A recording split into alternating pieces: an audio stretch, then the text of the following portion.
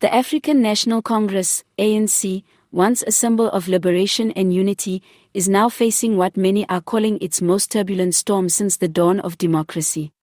The party that carried Nelson Mandela into power is in the headlines again, this time not for celebration, but for allegations that could reshape South Africa's political landscape forever. Opposition parties are unrelenting, demanding the immediate arrest of the ANC's top 6 leaders, with President Cyril Ramaphosa's name echoing loudly in the storm of accusations. According to insiders, this latest political earthquake was triggered by growing evidence of financial mismanagement, state capture remnants, and illicit dealings that appear to reach into the highest levels of the ruling party.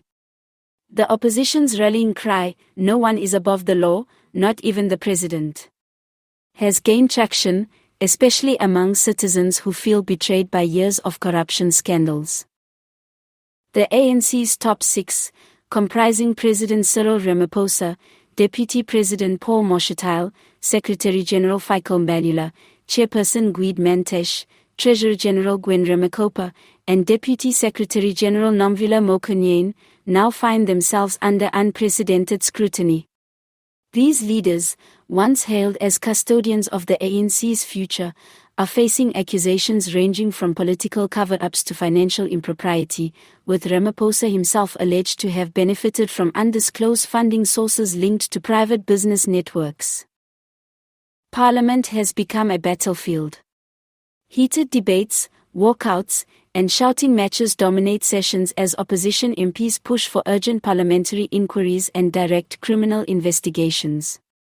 The Democratic Alliance, DA, the Economic Freedom Fighters, EFF, and several smaller parties have formed a rare united front, demanding that the top 6 be suspended and formally charged. Their call is simple yet explosive: South Africa cannot heal while the ANC shields its corrupt leaders. The pressure is not only external. Within the ANC itself, fractures are widening. Younger members and disillusioned veterans are questioning whether the party has strayed too far from its founding values.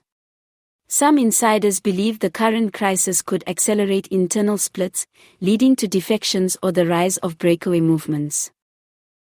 Outside Parliament, the public mood is growing restless. Protests have erupted in Johannesburg, Durban, and Cape Town, with demonstrators carrying placards reading "Arrest them all" and "Ramaphosa must fall." Social media has amplified the outrage, with hashtags like #Oncorist and #RamaphosaExposed trending for days.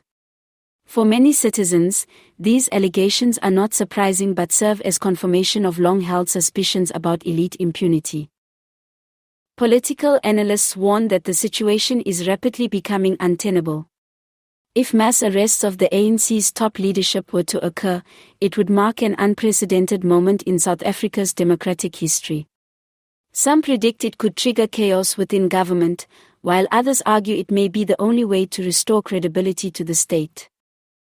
For Ramaphosa, who came into power promising a new dawn and a firm stance against corruption, the stakes could not be higher.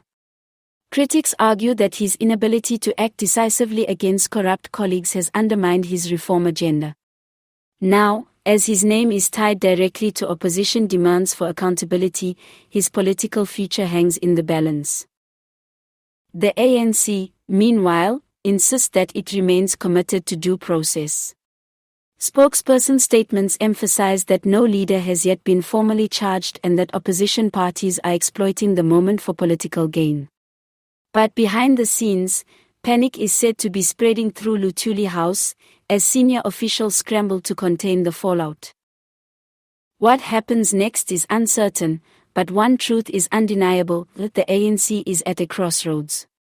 With public trust dwindling, opposition pressure mounting, and internal fractures deepening, South Africa is witnessing a defining moment. Either the ruling party confronts the crisis head-on, or it risks losing the last threads of legitimacy holding it together. For now, all eyes remain on Ramaphosa and the top 6, figures who hold both the future of the ANC and the stability of South Africa in their hands.